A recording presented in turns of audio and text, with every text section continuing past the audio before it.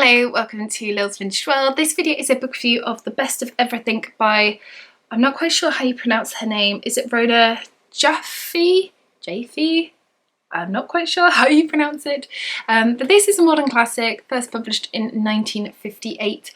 And it's a book that, to be honest, I don't really see floating around YouTube. It's a book that I think needs to be recognised a bit more. It's a book that I think a lot of people will like. I think it's a book that a lot of you, my viewers, would enjoy, and so I'm going to do a book review of it and try and get it out there a little bit more because it definitely deserves more love.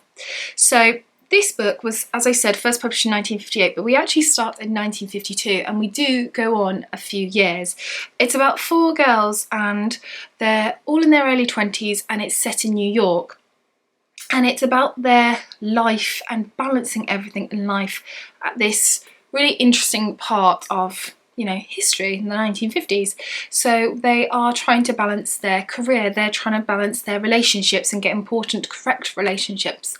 They are trying to balance friendships and meanwhile trying to elude that they are part of this glamorous 1950s New York style sort of approach that they have to life, trying to balance it all and look like they have it all. First of all, we have Caroline. Caroline is a college graduate and she has come to New York to work on her career. So she works in a typing pool and she wants to work up and she's very determined. She's after the promotion, she's working late, she's working extra hard to work up the career ladder, because for Caroline that's what's important to her. She's focusing on her career. Yes, she does have relationships that you go through which are very interesting, but she is certainly the most career sort of focused, if you will.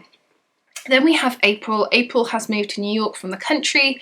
She is very young and naive and definitely needs to learn her way in the world a little bit more. And she gets into some really disastrous relationships and she's not really a career focused person at all. She's definitely more relationship focused, and you really go through an emotional roller coaster with April. Similarly with Greg. Greg is an aspiring actress. She does small parts, of course she's aiming for the big leagues, and she gets into this relationship with a playwright and it is just disastrous, shall we say, and there are shocking consequences, and again it's a real emotional roller coaster with Greg's story. That's all I'm going to say about Greg. I won't spoil that. And then we have Barbara. Barbara is very young, again, all these women are, and she is in New York. She is a divorcee and she has a 4-year-old daughter, and she wants to work on her career to earn enough money to look after her daughter and her mother.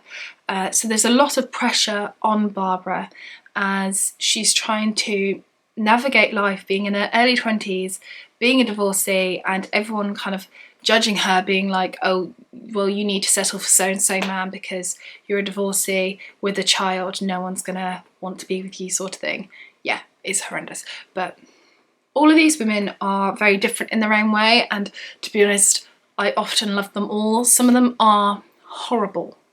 My favourite was Barbara, but she's not in it as much as the others. I did also really like Caroline, but then something happens at the end and I'm not too keen on her. I've changed my mind. And, well, actually I like them all. They're all really interesting in their own way.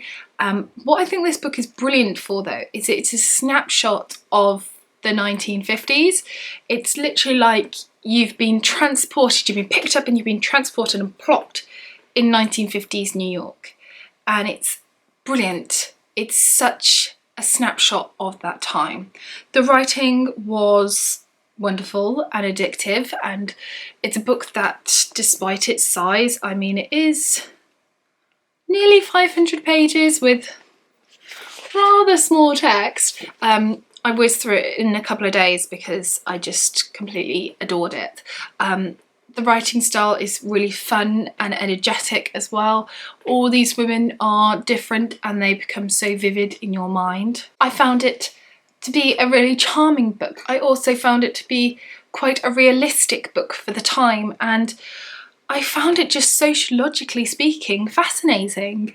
I am a sociology graduate, and I just, yeah, it's literally, there aren't many books where you feel like you've literally been transported back to that era, and this one you feel like you do. So if you're interested in 1950s, read this because it is wonderful.